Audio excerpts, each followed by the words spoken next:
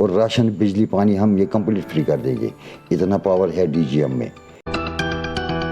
مرحبا کرتا ہوں میں. جب انہوں نے شیخ محمود اللہ کے اوپر بھروسہ کیا, آج ان کو سہیل احمد میر کے اوپر بھروسہ کرنا پڑے گا.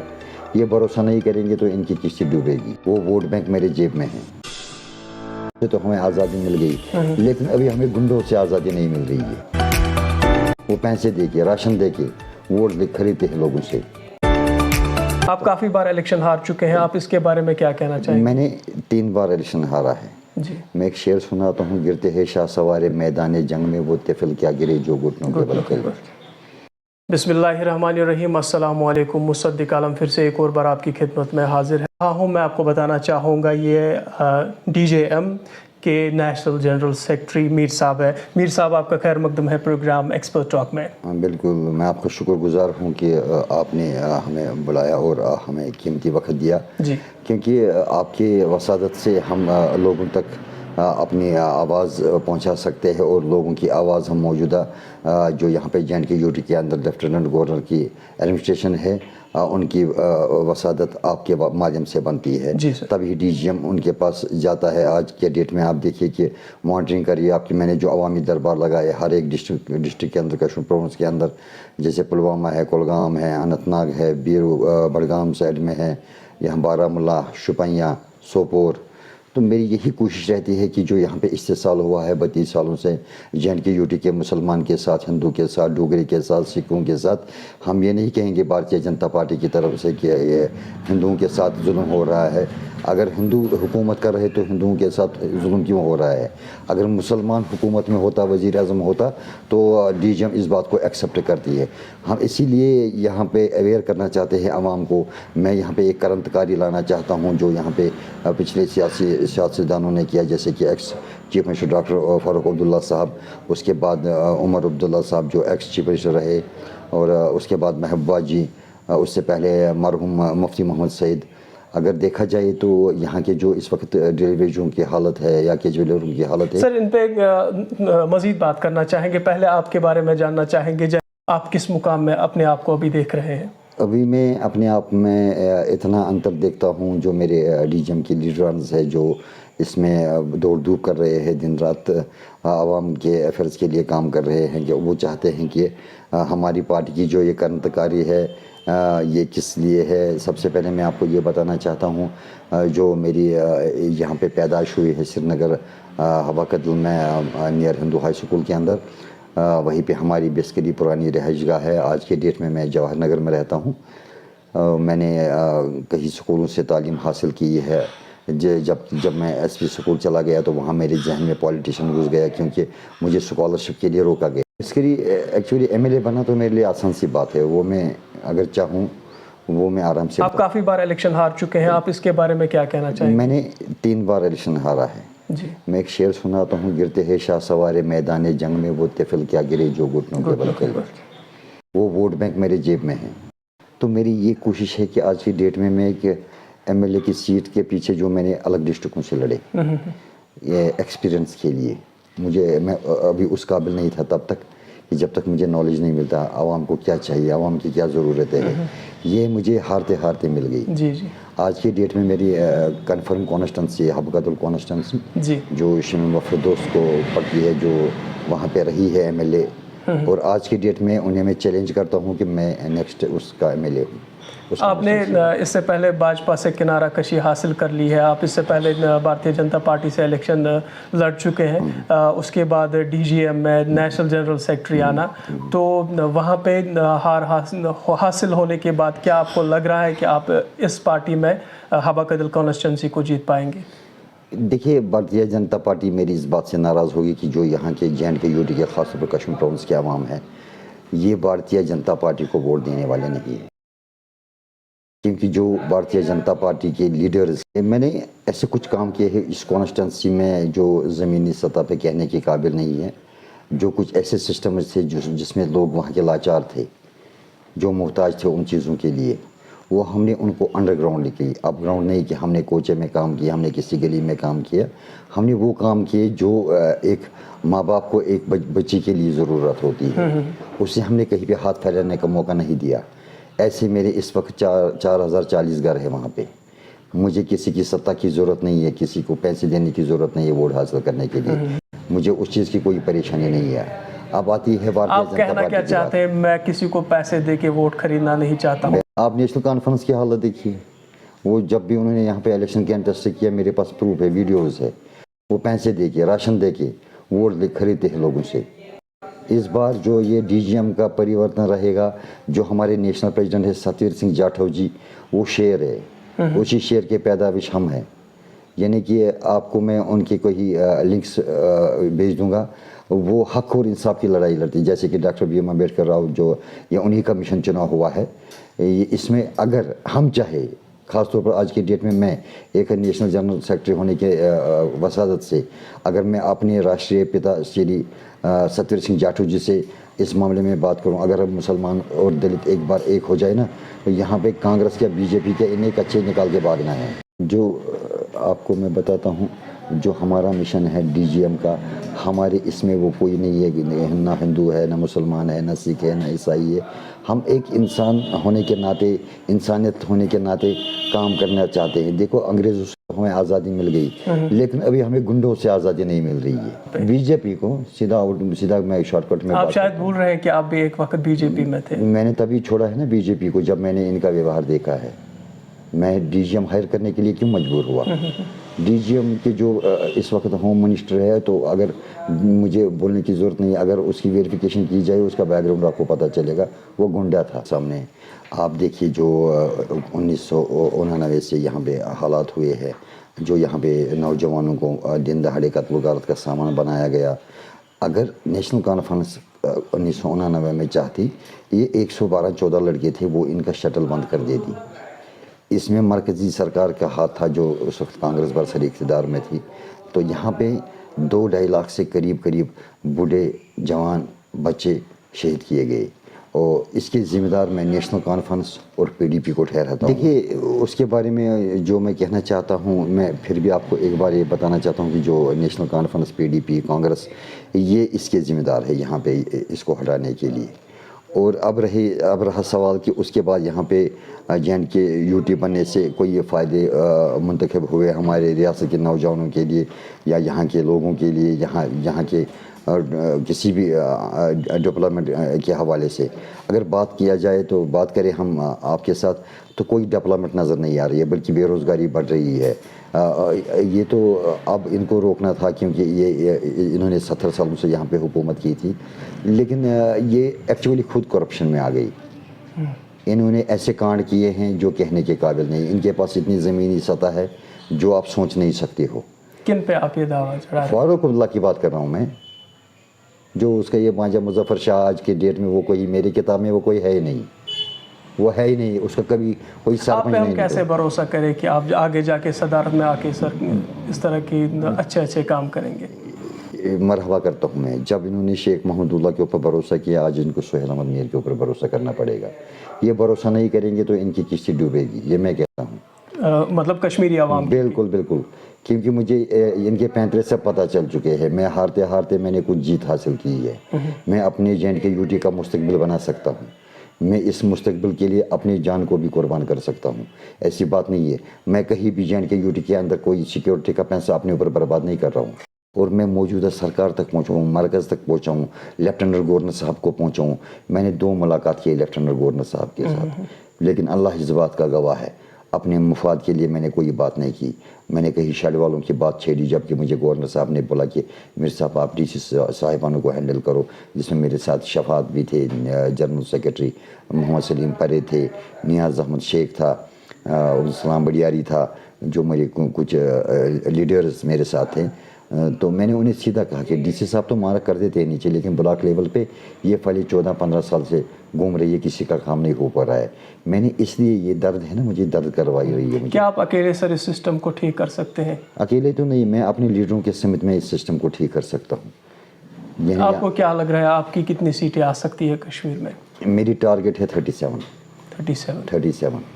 اور کتنا ورک آؤٹ آپ کر رہے ہیں ابھی میدان میں؟ اگر مجھے ابھی یہاں پہ 1 سال ملے گا الیکشن کے لیے, اگر 1 سال ٹھہرایا گیا, تو میں آپ سے وعدہ کرتا ہوں 65 سیٹیں میرے ہوں گے.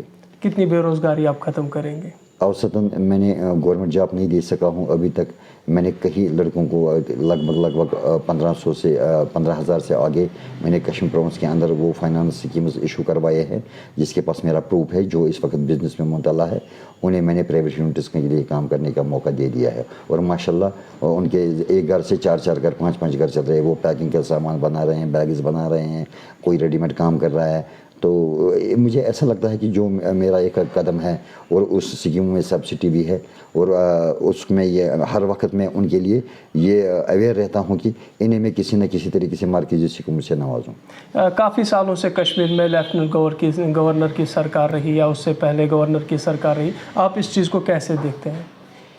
دیکھیے، اگر دیکھا جائے ایک قسم کی میں ایک سلوٹ کرتا ہوں پرائم منسٹر آف انڈیا کو، شری نریندر مودی جی کو، کہ جو اس نے یہ خاندانی وراثت یہاں پہ ختم کر دی، ان کی سوچ مار دی، اور ان کو ایسے چوہے دانیوں میں بند کیا جاتا ہے۔ اب مجھے ہنسی آ رہی ہے ان کے اوپر، ایسے یہ ایک ہندوستان کے ایک ایسے ٹٹو تھے کہ ان کو کوئی ہاتھ نہیں لگانا چاہیے تھا آج کی ڈیٹ میں جو بات کرتا ہوں۔ لیکن یہ دیکھو، جب ان کے پیچھے بھارتیہ جنتا پارٹی کے پرائم منسٹر نے ان کو ہاتھ ڈالا تو انہیں ان کی سچائی سامنے آ گئی۔ اگر یہ صحیح قیادت والے لیڈر ہوتے، اگر یہ اچھے لیڈرز ہوتے، تو یہاں سے ہمارے ہاتھ سے 370 نہیں جاتا، نہ 35 ہی چلا جاتا۔ آپ اسٹیٹ ہوڈ کی بات کریں، اگر ہم برسر اقتدار میں آئے، ہم اللہ حاضر ناظر جان کے وعدہ کرتے ہیں آپ سے، ہم پرائم منسٹر آف انڈیا سے اسٹیٹ ہوڈ واپس دیں۔ جو کشمیر میں یونین ٹیریٹری بن گئی پچھلے کچھ سالوں سے، آپ کو کیا بدلاؤ لگ رہا ہے کشمیر میں؟ کیا آپ مانتے ہیں سچ میں کشمیر میں بدلاؤ آ گیا، جیسے کہ آپ کی باتوں سے کچھ باتیں ظاہر ہوئی؟ جی، ایکچولی دیکھو، اب مجھے عوام اس بات سے میری سے کوئی ناراضگی نہ رکھے جو میں بولنے جا رہا ہوں۔ جو JNK UT کے اندر کچھ کاموں کا بینیفٹ ملا لوگوں کو، کچھ چیزوں سے بینیفٹ ملا ہے، جیسے کہ میں گولڈن کارڈ کی بات کروں، یہ لوگوں کے لیے ایک مفید چیز انہوں نے ایک پیدا کیا یہاں JNK UT کے اندر ہی نہیں بلکہ آل اوور انڈیا میں۔ اس سے غریب لوگوں کو، جو پیشنٹز ہوتے ہیں، ڈائبٹیز وغیرہ کے پیشنٹ ہوتے ہیں، اللہ بچائے کسی کینسر کے پیشنٹ لیول میں ہوتے ہیں، ان کے لیے گولڈن کام ورک کرتا ہے۔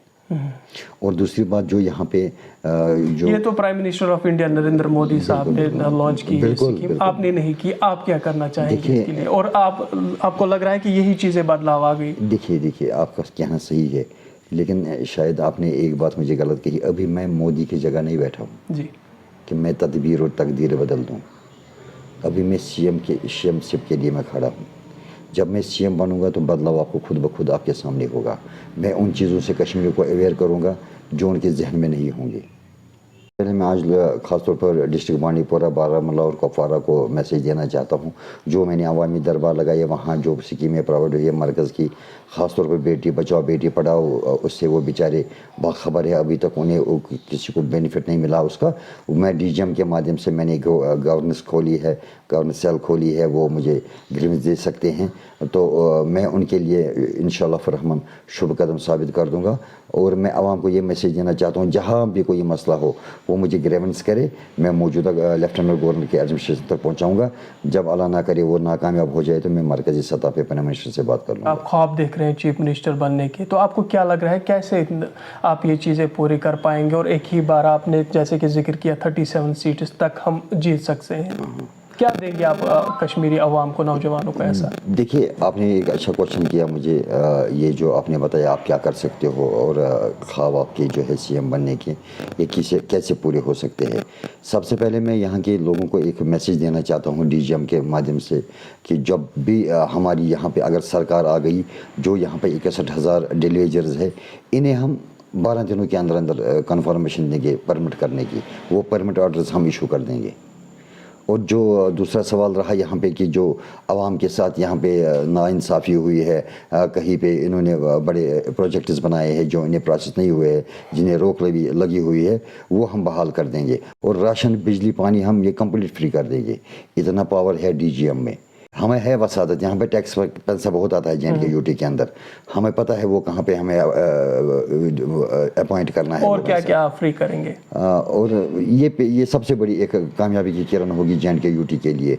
और हम जो यहाँ पे सीनियर सिटीजन्स हो गए, जिन्हें कुछ माँ बाप के बच्चे नाफरमान होते हैं, नालायक होते हैं, जो अपने माँ बाप को घर से निकालते हैं बुढ़ापे के सहारे में, उनके लिए चैरिटेबल ट्रस्ट हम बनाएंगे, जिसकी मैंने एक रजिस्ट्रेशन की है कोमल डिफेंस फोर्स के नाम से। उनके लिए मैं खाने पीने का प्रबंध करूँगा, रहने का, डॉक्टर्स का सिस्टम। मीर साहब, उसके लिए तो CM बनना ज़रूरी नहीं है, आप अभी भी उसके लिए काम कर सकते हैं अगर आपके पास रजिस्टर्ड ट्रस्ट है। जी जी, वो तो एक काम हुआ ना, लेकिन ये परमिट तो नहीं कर सकता हूँ मैं ट्रस्ट के माध्यम से।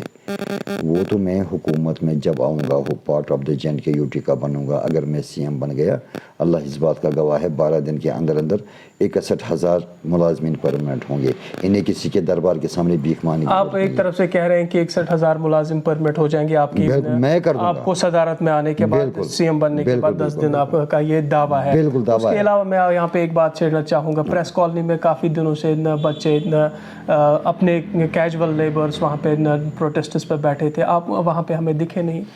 देखिए, एक्चुअली मैंने खुद कदम साबित नहीं किए हैं कि अगर हम अपनी माँ को खाना मांगे तो माँ खाना दे सकती है। जब मुझे पता है ये माँ ने ये डायन है, उधर जाना मेरा बेकार है। मैं क्यों उन बच्चों का विश्वास तोड़ूं, मैं क्यों उन्हें धोखे में रखूं?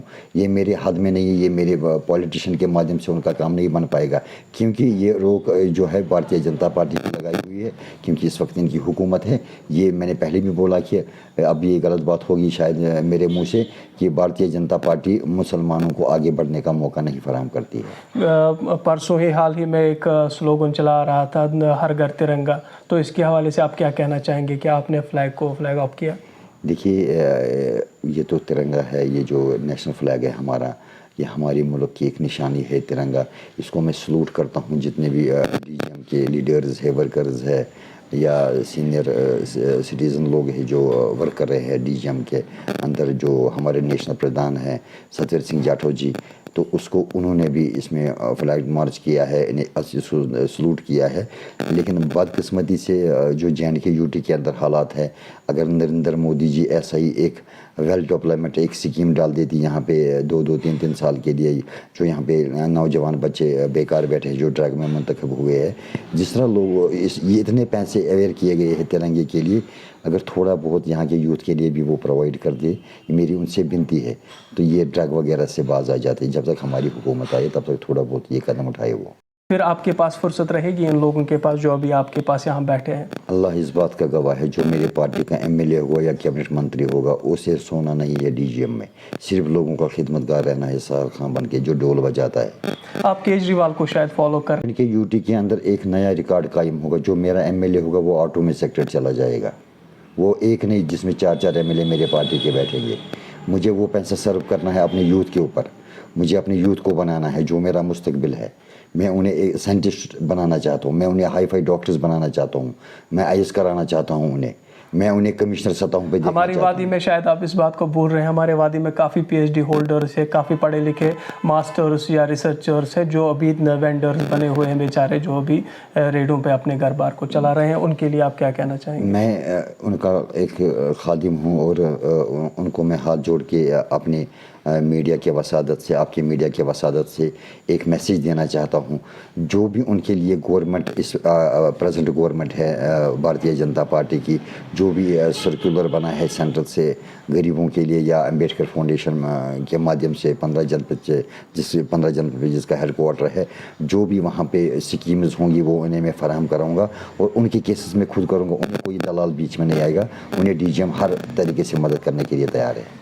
शुक्रिया मीर साहब। ये थे सुहेल अहमद मीर साहब, DGM दलित जन जागृत मिशन हिंदुस्तान के नेशनल जनरल सेक्रेटरी, जो हमारे साथ अभी रूबरू थे। इस वादे के साथ इजाज़त दीजिए, इनको हम फिलहाल अभी इसी प्रोग्राम में यहीं पे रुखसत लेते हैं। अगले शुमारे में फिर लेके आएंगे एक नए मेहमान को आपके साथ रूबरू कराने के लिए। आप देखते रहे द बोल कश्मीर। अल्लाह हाफ़िज़।